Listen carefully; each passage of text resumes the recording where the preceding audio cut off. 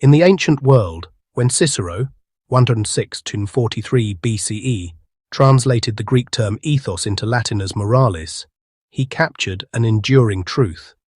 Morality is fundamentally about how we conduct ourselves in relation to others. This pursuit of acting well lies at the heart of human growth, and most of us aspire to advance in it.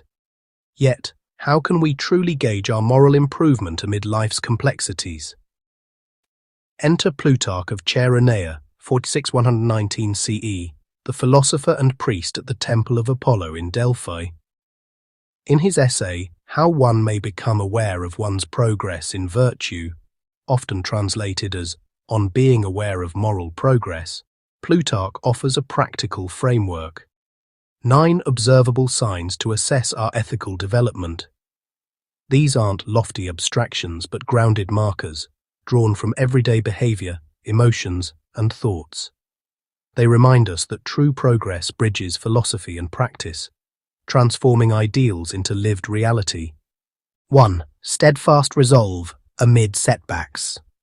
The journey begins with persistence.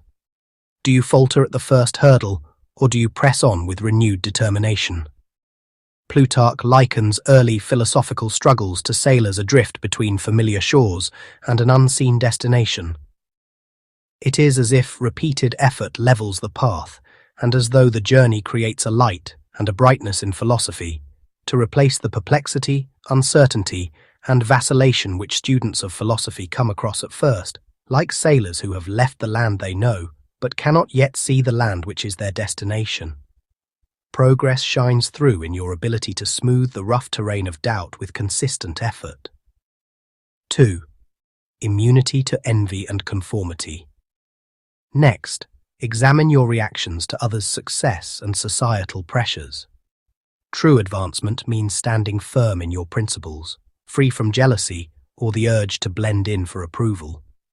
Plutarch illustrates this with Zeno's wry observation.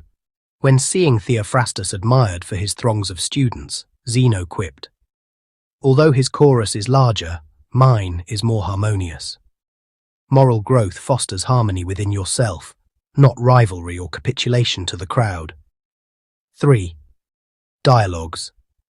Driven by wisdom, not ego. How do you engage in conversations? If you debate to learn and uplift rather than to dazzle or dominate, you're on the path. Plutarch warns against showy rhetoric. It is only when students of philosophy stop using arguments for display and effectiveness and turn to the kinds of argument which have an impact on the character and the emotions that they begin to make genuine, unassuming progress. Seek substance over spectacle.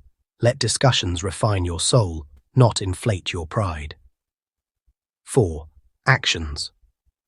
Rooted in conviction, not show. Progress reveals itself in the motivations behind your deeds. Act from inner virtue, not for applause or reward, and especially in restraint, whether curbing indulgences or resisting temptations. Plutarch highlights quiet integrity.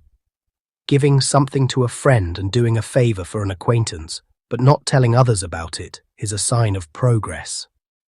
Virtue often whispers loudest in what we withhold or keep private. 5. Embracing criticism as a gift. A mature ethic welcomes feedback, not as a threat, but as a catalyst for refinement. If you endure rebuke without defensiveness, or even seek it out, you're advancing. Plutarch contrasts the incurable who lash out with the progressing.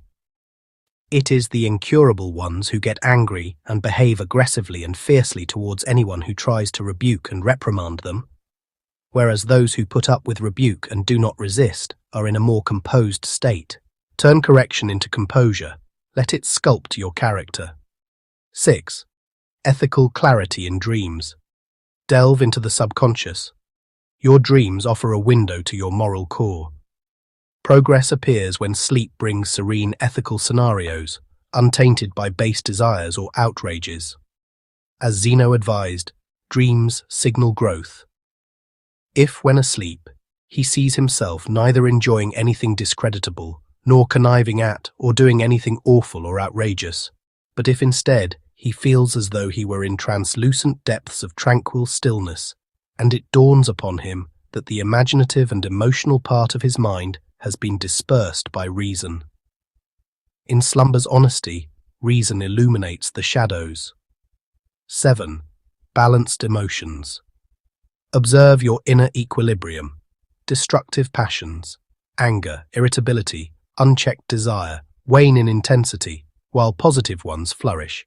Deeper familial love, joy in virtue, and abiding tranquility. Plutarch notes, progress begins with the lessening of our emotions' extremity and intensity, lusting after which, as Sophocles says, makes one overwrought. Cultivate calm.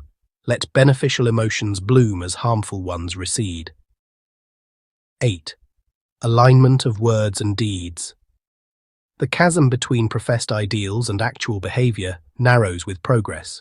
You don't just praise virtue, you embody it, shunning what you condemn and embracing what you admire. Plutarch emphasizes consistency.